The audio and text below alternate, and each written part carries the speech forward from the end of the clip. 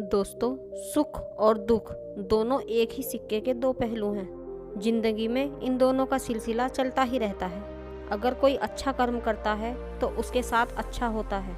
इसके विपरीत अगर कोई व्यक्ति बुरा काम करता है तो उसके साथ बुरा होना स्वाभाविक है। हालांकि कभी कभी अच्छे काम को अंजाम देने के बावजूद भी इंसान के साथ बुरा ही होता है, जबकि किसी बुरे इंसान की जिंदगी में सब कुछ अच्छा ही होता है। दोस्तों, अब सवाल यह आता है कि यदि किसी जीव को उसके कर्मों के आधार पर उसका फल मिलता है तो फिर ऐसा होने के पीछे क्या कारण है। दोस्तों, यही आज हम इस कहानी के माध्यम से जानेंगे। गौतम बुद्ध अपने शिष्यों के साथ बैठे हुए थे।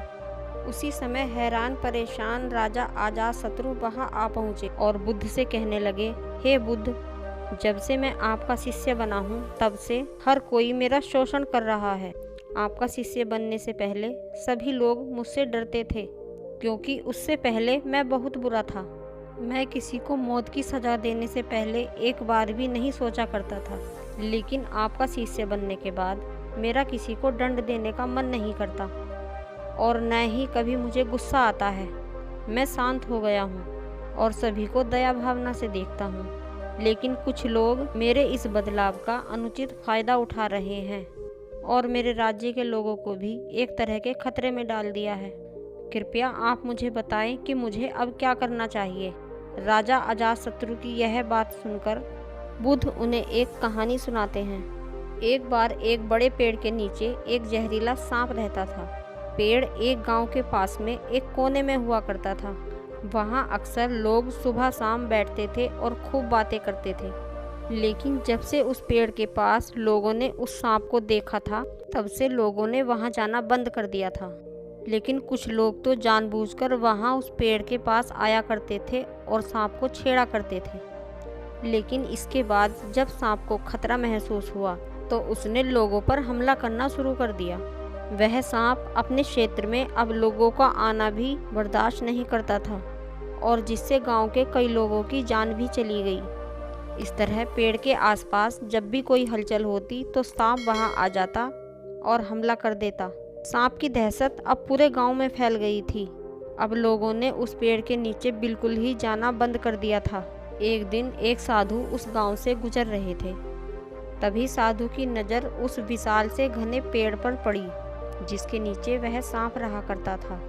घने पेड़ को देख साधु के मन में विचार आया कि चलो वृक्ष की इस ठंडी छांव के नीचे बैठकर कुछ देर ध्यान लगाया जाए। तभी गांव के कुछ लोगों ने साधु को वृक्ष की ओर जाते देखा और साधु को सावधान करते हुए उस सांप के बारे में बताया कि आप उस पेड़ के पास मत जाना, वहां एक जहरीला सांप रहता है जो जरा सी भी हलचल होने पर हमला कर देता है और अब तक कई लोगों को काट भी चुका है और उनकी जान जा चुकी है। लोगों की यह बात सुनकर साधु मुस्कुराए और उस पेड़ की ओर चल दिए। फिर जगह को थोड़ा साफ करके जैसे ही साधु ध्यान करने के लिए बैठे, तभी सांप हलचल सुनकर साधु के सामने आ पहुंचता है और फुंकारने लगता है। फुंकार की आवाज़ सुन साधु की आंख खुलती है और वह सांप को देखने लगते हैं। वह सांप की आंखों में देखते हुए एक मंत्र बोलते हैं और फूंक मारते हैं। तभी चमत्कारी रूप से वह सांप साधु से बात करने लगा। दोनों एक दूसरे की भाषा को समझ सकते थे। सांप साधु से कहता है कि हे मनुष्य, क्या तुम मुझसे नहीं डरते? क्या तुम नहीं जानते कि ये मेरा क्षेत्र है और यहाँ आने की किसी की हिम्मत नहीं होती? फिर साधु ने करुणा भाव से कहा, मित्र, इसमें डरने की क्या बात है? मैं किसी चीज़ से नहीं डरता, क्योंकि मैं जीने का लोभ ही नहीं रखता, तो मृत्यु से क्या डरना? सांप साधु की यह बात सुनकर चौंक गया, क्योंकि सांप की ऐसे लोगों से मुलाकात हुई थी जो उसे मारना चाहते थे और उसके डर से भाग जाते थे, लेकिन वह ऐसे व्यक्ति से कभी नहीं मिला था जो उससे डरता न था। सांप साधु से इतना प्रभावित हुआ कि वह साधु के चरणों में गिर गया और बोला, हे प्रभु, आप बिल्कुल सही कह रहे हैं। आज तक मैंने जो कुछ भी किया है अपनी जान बचाने के लिए किया है। अपने क्रोध के चलते ना जाने कितने निर्दोषों की जान ली है। इसके बाद साधु सांप को बहुत सी बातें समझाकर वहां से चला गया। साधु की बात से प्रभावित होकर सांप ने निश्चय किया कि वह आज से किसी को नहीं काटेगा और वह अपने क्रोधी स्वभाव को त्याग देता है, दूसरों को काटना बंद कर देता है। लेकिन इसका नतीजा उल्टा निकलता है। जब लोगों ने देखा कि सांप ने तो लोगों को काटना बंद कर दिया है, तो लोग उसका फ़ायदा उठाने लगे। जो लोग सांप के पास आने से डरते थे, वह सांप के पास आते और उसे परेशान करते। बच्चे उस पर पत्थर फेंककर मारने लगे, जिससे सांप आए दिन हमेशा परेशान और घायल रहता था। अब वह बहुत दुखी था, क्योंकि वह अपने जीवन का सबसे कठिन समय बिता रहा था। एक बार वह साधु फिर से उस गांव में आए और उसी पेड़ के नीचे बैठ गए। तभी साधु की नज़र उस सांप पर पड़ी, तो साधु ने उस सांप से पूछा, मित्र, तुम्हारी यह हालत कैसे हो गई? तुम इतने घायल कमज़ोर स्थिति में कैसे आ गए?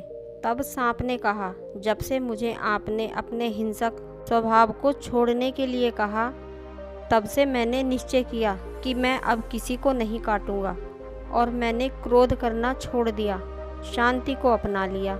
जिसका नतीजा यह हुआ कि लोग मुझे परेशान करने लगे, दुर्व्यवहार करने लगे। कोई पत्थर से मारता तो कोई डंडे से पीट कर चला जाता। सांप की बात सुनकर साधु ने कहा, मित्र, मैंने तुमसे कहा था कि बेवजह दूसरों को मत काटो, लेकिन मैंने तुम्हारी आत्मरक्षा के लिए हमला करने से नहीं रोका था। दोस्तों, कहानी सुनाने के बाद गौतम बुद्ध ने राजा से कहा, हे राजन, तुमने भी मेरी बात गलत तरीके से अपनाई।